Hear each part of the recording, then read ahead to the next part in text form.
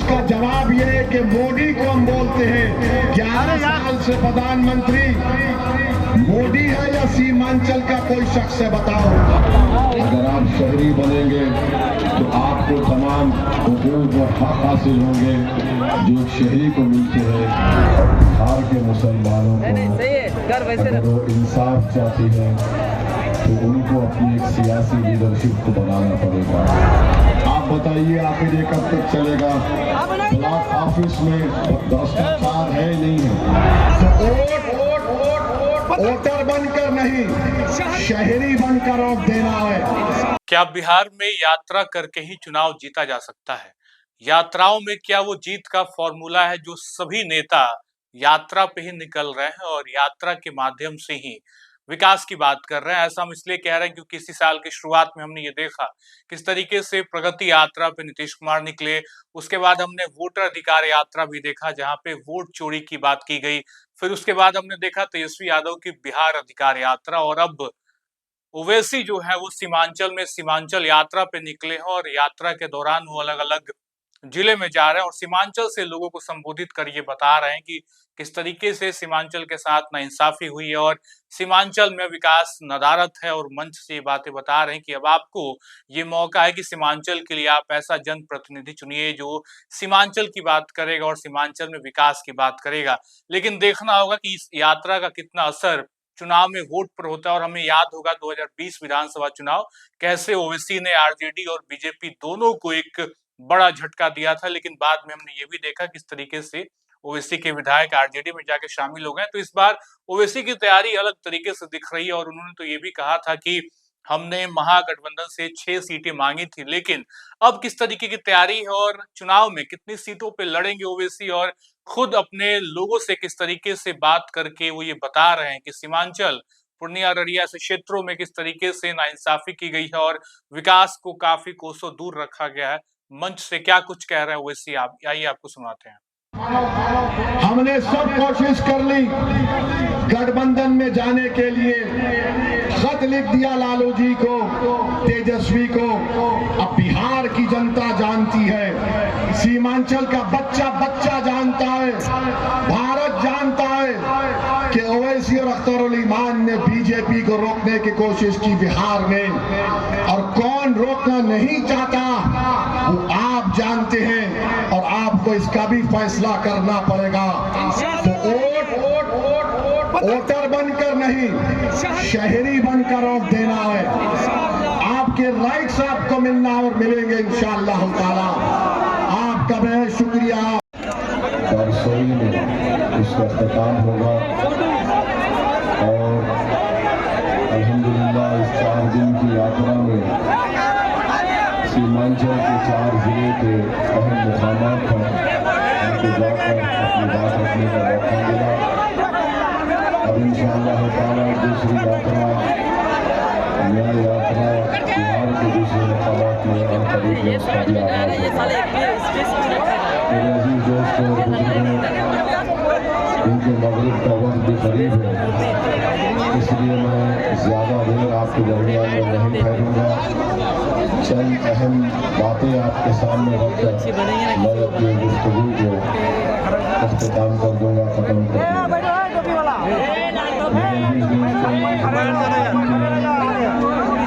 इसका पैगाम ये है कि भारत की सबसे बड़ी अक़लियत मुसलमान है और बिहार में 19% मुसलमान हैं। और मजलिस का मानना ये है कि अगर भारत के मुसलमानों को और बिहार के मुसलमानों को अगर वो इंसाफ चाहती है तो उनको अपनी एक सियासी लीडरशिप को बनाना पड़ेगा। अगर वो ये चाहती है कि उनका हक उनको मिले तो उनको अपनी सियासी लीडरशिप बनाना पड़ेगा। अगर वो चाहती है कि हुकूमत की मुलाजमतों में उनको उनका हिस्सा मिले तो उनको अपनी सियासी लीडरशिप बनाना पड़ेगा।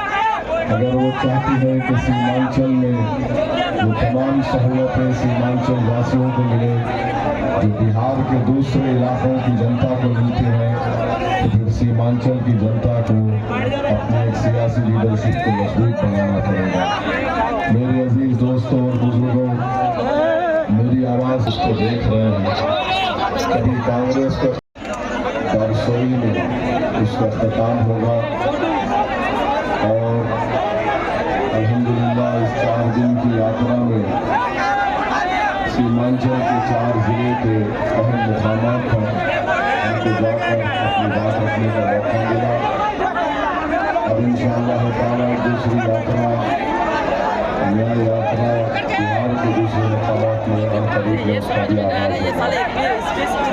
मेरे अजीज दोस्तों और बुजुर्गों, उनके मगरिब का वक्त भी करीब है, इसलिए मैं ज़्यादा देर आपके दरमियान में नहीं ठहरूंगा। चंद अहम बातें आपके सामने रखकर मैं अपनी गुफ्तगू को इख्तिताम कर दूंगा, ख़त्म कर दूंगा। मेरे अजीज दोस्तों, इसका पैगाम ये है कि भारत की सबसे बड़ी अक़लियत मुसलमान है और बिहार में 19% मुसलमान हैं और मजलिस का मानना ये है कि अगर भारत के मुसलमानों को और बिहार के मुसलमानों को अगर वो इंसाफ चाहती है तो उनको अपनी एक सियासी लीडरशिप को बनाना पड़ेगा। अगर वो ये चाहती है कि उनका हक उनको मिले तो उनको अपनी सियासी लीडरशिप बनाना पड़ेगा। अगर वो चाहती है कि हुकूमत की मुलाजमतों में उनको उनका हिस्सा मिले तो उनको अपनी सियासी लीडरशिप बनाना पड़ेगा। अगर वो चाहती है कि सीमांचल में वो तमाम सहूलतें सीमांचल वासियों को मिले जो बिहार के दूसरे इलाकों की जनता को मिलती हैं, तो फिर सीमांचल की जनता को अपनी एक सियासी लीडरशिप को मजबूत बनाना पड़ेगा। मेरे अजीज दोस्तों और बुजुर्गों, मेरी आवाज़ उसको देख रहे हैं। कभी कांग्रेस का हमारे बुजुर्गों से अपील कर रहा हूँ, हमारी माएँ बहनों से गुजारिश कर रहा हूँ और नौजवानों से ये उम्मीद करता हूँ कि आप अपने घर का हाल देखिए, आप अपने आप को देखिए, अपने घर में कर आप फैसला करिए। कसदुद्दीन ओवैसी जो बात आपके सामने कह रहा है उसमें सच्चाई है या नहीं? आखिर कब तक हम इस नाइंसाफी को बर्दाश्त करेंगे? आखिर कब तक हम सिर्फ वोट डालने वाले बनकर रह जाएंगे? क्या हम में इतनी काबिलियत नहीं है कि हम एक शहरी बन सकें जहां पर हमको हमारे तमाम हुकूक मिल सके? मेरे अजीज दोस्तों और बुजुर्गों, आप जानते हैं कि बलरामपुर से बरसों से यहाँ पर एक साहब विधायक एमएलए बनते हैं। मैं आपको बता रहा हूँ कि यहाँ पर कोई डेवलपमेंट नहीं हुआ। बार बार आकर अगर कोई ये कहेगा कि मुझे बीजेपी को हराना है और मुझे वोट दे दो और मैं बलरामपुर में कुछ काम नहीं कराऊंगा, तो फिर आप सिर्फ वोटर बनकर रह गए, आप सिटीजन नहीं बने, आप शहरी नहीं बने। अगर आप शहरी बनेंगे तो आपको तमाम हुकूक और हक हासिल होंगे जो एक शहरी को मिलते हैं। मैं आपको बता रहा हूँ, वैसे थे मेंबर ऑफ पार्लियामेंट, मैंने रेलवे के मिनिस्टर को लिखा कि बलरामपुर में वंदे भारत और राजधानी एक्सप्रेस को रुकना चाहिए। मैंने केंद्र की ट्रांसपोर्ट मिनिस्ट्री को लिखा कि बलरामपुर में पुल की तामीर हो, गोविंदपुर घाट से मुल्कपुरा पर, फिर वहीं पर बाहिन ये काम क्यों नहीं कर पाए? अख्तरुल ईमान साहब का रिकॉर्ड आप देखते हैं कि बिहार की विधानसभा में एक शेर की तरह अख्तरुल ईमान गरजते हैं और आपके मसाइल को उठाते हैं। वहीं पर मेरे अजीज दोस्तों और बुजुर्गों, बलरामपुर सीमांचल का हिस्सा है। मैं सीमांचल के इस हिस्से के लोगों को अपील कर रहा हूँ कि आपको ताकतवर बनना है। अगर आप ताकतवर बनेंगे तो आप अपने पसंद के विधायक को चुनकर कामयाब करेंगे जो आपकी तकालीफ और आपके मसाइल हल करेगा। क्या ये बात सच नहीं है कि यहाँ पर बिजली दिन में 6 से 7 मरतबा चली जाती, उसका कोई पुरसाने हाल नहीं है? हमारा एक मशीन है, अच्छा 6-7 से ज्यादा चली जाती है। जब बर्दाश्त नहीं करेंगे तो खाली नारा लगाएंगे या पतंग छाप पे बटन दबाएंगे? जो आपको बिजली नहीं दे रहा उसकी बिजली बंद कर देंगे। आपके पास अस्पताल है, PHC है बात जगह पर, मगर डॉक्टर नहीं है। विधायक जी से जाके पूछेंगे तो बोलेंगे नहीं नहीं हमको बीजेपी को हराना है। MRI की मशीन है, कोई टेक्नीशियन नहीं है। आप विधायक जी को पूछेंगे तो बोलेंगे मैं तुम्हारा एक्सरे करके निकाल देता हूँ। आप बताइए आखिर ये कब तक चलेगा? ब्लॉक ऑफिस में भ्रष्टाचार है नहीं है? ब्लॉक ऑफिस में भ्रष्टाचार है नहीं है? क्या आवास योजना के लिए 1500 रिश्वत देना पड़ता है? म्यूटेशन के लिए 15,000 रुपये देना पड़ता है? भ्रष्टाचार ब्लॉक ऑफिस में है या नहीं? आप रिश्वत देंगे या खत्म करेंगे? कैसे खत्म करेंगे? बटन छाप पर बटन लगाएंगे तो भ्रष्टाचार खत्म होगा। ब्लॉक ऑफिस में जो पैसे आप दे रहे हैं उसमें सबका हिस्सा है, नीचे से लेके ऊपर तक, पटना से लेके बलरामपुर तक। उर्दू में कहावत है कि चोर चोर मिलकर गांव बांट लिए, ये काम हो रहा है। फिर आप जानते हैं कि 2017 से काचाना का गोमती ब्रिज, उसका हाल बुरा है, उसका काम नहीं होता। गवर्नमेंट कॉलेजेस नहीं है बलरामपुर में। क्या ये बात सच नहीं है कि कल महेशपुर में से पहले विधायक जी और उनकी पार्टी को दबाकर एक शॉट दीजिए ताकि वो हिल जाए, सुधर जाए, और अगर नहीं सुधरेंगे तो इंशाअल्लाह ताला सबसे बड़ा शॉक हम उनको देंगे मतदान के दिन, पतंग छाप पर बटन दबाकर। और यहाँ पर जो इतने लोग आए, देखिए इत्तेहाद का मतलब ये नहीं है कि आप एक जनसभा में आकर मुझ जैसे एक दीवाने की तकरीर को सुनकर चले जाएं। इत्तेहाद का मतलब ये है कि आप इस इत्तेहाद और आपने आज जो जज्बे का मुजाहरा किया उसको बरकरार रखिए। इत्तेहाद की निशानी ये है कि जब आप वोट डालने जाएंगे तो आप पतंग छाप पर बटन दबाकर अपने उम्मीदवार को कामयाब करेंगे तो वो आपका इत्तेहाद की कामयाबी होगी। अगर आप इस जनसभा में आ गए और नारे लगा दिए, फोटो निकाल लिए, वीडियो निकाल लिए, तो इत्तेहाद नहीं है ये इत्तेहाद नहीं है। इत्तेहाद वो है जब सब मिलकर मतदान के दिन आप जाकर मजलिस पार्टी के हक में पतंग छाप पर वोट लगाएंगे तो वो आपके इत्तेहाद की कामयाबी होगी। और मजलिस आपको ये पैगाम देती है कि इज्तिमाइयत को सामने रखिए।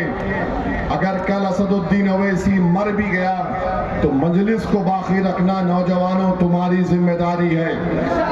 आप बिहार के मुस्तकबिल है।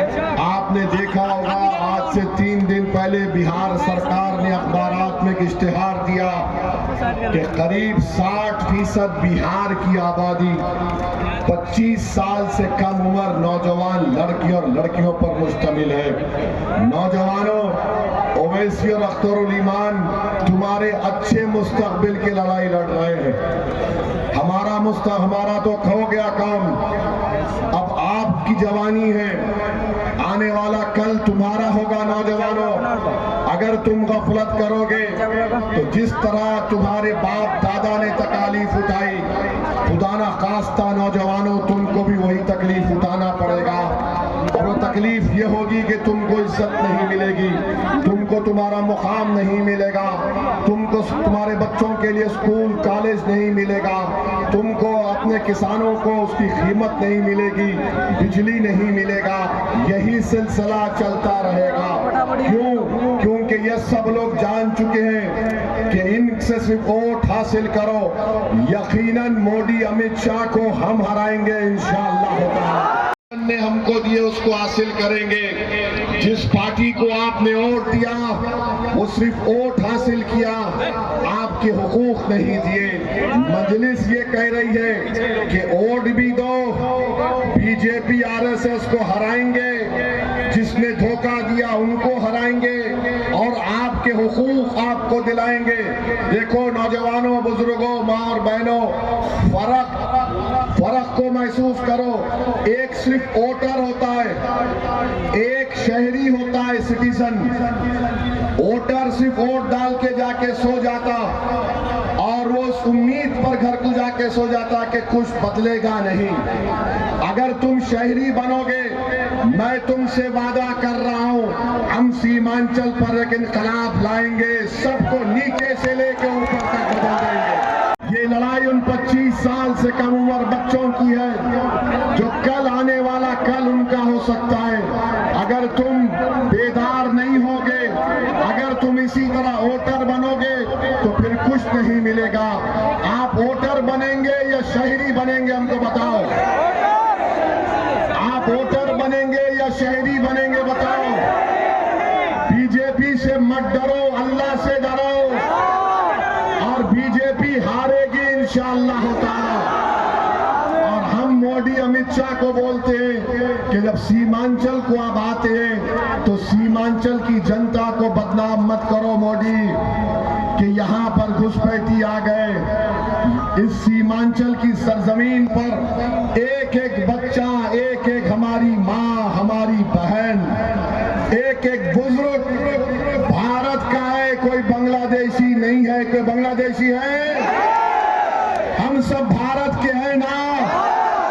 अब मोदी आकर बोलते हैं यहाँ पर घुसपैठी आ गए, तो उसका जवाब यह है कि मोदी को हम बोलते हैं 11 साल से प्रधानमंत्री मोदी है या सीमांचल का कोई शख्स है, बताओ। होम मिनिस्टर, गृह मंत्री अमित शाह है या फिर वारिस पठान है, हमको बताओ। तो फिर तुम्हारे नाक के नीचे अगर कोई बांग्लादेशी आ गया तो तुम नाकाम, तुम कुर्सी छोड़ के जाओ। मगर मोदी आके फिर बोलेंगे डरना नहीं, डरना नहीं, ये हारेंगे इंशाअल्लाह ताला। आप और हम मिलके हराएंगे मोदी को, भारत को और सीमांचल को बचाएंगे, बिहार को बचाएंगे। और जब अगर कोई आरएसएस का आदमी बोलेगा अरे सीमांचल में बांग्लादेशी है, तो बोलना सीमांचल में नहीं है, दिल्ली में मोदी की एक मुंह बोली बहन है, जिसको बांग्लादेश की जनता ने भगाया तो वो मोदी के पास आ गई। मोदी ने कहा मेरी बहना मेरे छत्र छाया में रहना। हम मोदी जी को बोलेंगे आप सीमांचल को लाओ, हम उसको बताएंगे बांग्लादेश का रास्ता और उसको धकेल देंगे बांग्लादेश। कितना जुल्म किया जा रहा है बंगाल के हमारे बंगाली जबान बोलने वाले मुसलमानों को पकड़कर उठाकर बांग्लादेश में फेंक देते हैं। आज अखबार में रिपोर्ट पढ़ा कि कोलकाता हाई कोर्ट ने कहा कि 4 हफ्ते में वो जो 2 बंगाली मुसलमानों को मोदी की हुकूमत ने बांग्लादेश में ढकेल दिया, उनको वापस लाओ। उसमें हमारी एक बहन है, 8 महीने की प्रेग्नेंट है, हामिला है, उसको पकड़कर बांग्लादेश में फेंक दिए। ये जुल्म का खात्मा होगा। और याद रखो, मोदी, नीतीश कुमार, चिराग पासवान और कुशवाहा साहब ने मिलकर एक ऐसा कानून बनाया है जिसके जरिए हमारी मस्जिद को छीनना चाहते हैं, हमारे दरगाहों को छीनना चाहते हैं, हमारे कब्रिस्तानों को छीनना चाहते हैं। वक्फ का मालिक कौन होता है, बताओ? वक्फ का मालिक कौन होता है? जोर से बोलो, वक्फ का मालिक कौन होता है?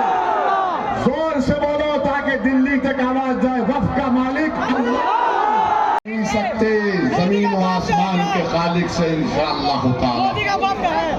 ये हासिल करना चाहते हैं। जब वोट डालने जाओगे तो याद रखना ये भी कि जब मोदी की पार्टी ने, नीतीश कुमार ने, चिराग पासवान ने ये कानून लाया तो भारत की पार्लियामेंट में आपका भाई, आपका बेटा, आपका खादिम असदुद्दीन ओवैसी ने उस बिल की धज्जियां उड़ा दी, कानून और संविधान का हवाला देकर। हमने कहा ये राइट टू इक्वालिटी के खिलाफ है, आर्टिकल 25, 26, 29 के खिलाफ है, ये अनपैरिटी उसके खिलाफ है कि आवाम के बोर्ड में सिर्फ हिंदू मेंबर बनेगा और मेरे मुस्लिम वक्फ बोर्ड में 3 गैर मुस्लिम कैसा बनेंगे बताओ। बोध गया है बिहार में, उसका मेंबर सिर्फ हिंदू और बौद्ध मजहब का आदमी बन सकता है। जब वोट डालने जाएंगे याद रखना कि असदुद्दीन अवैसी तुम्हारे कादिम ने पूरे देश के सामने पैगाम दिया कि मोदी जो कानून बना रहा वो काला कानून है। हमने उस कानून की कॉपी को फाड़ कर पार्लियामेंट में फेंक कर कहा ये कानून गलत बन रहा है।